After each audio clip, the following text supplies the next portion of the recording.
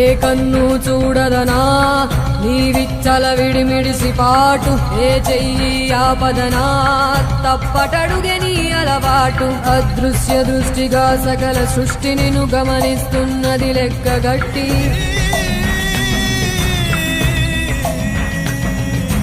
ఎంత బతుకు నీదెంత బతుకువో గుప్పెడు మెతుకుల కడుపు కొరకు ఎన్నాటలు వేటలు అవసరమా మనుజా మనుజా. ఏ మారిక నిన్ను కబళిస్తుంది రమాయదారి పంజా.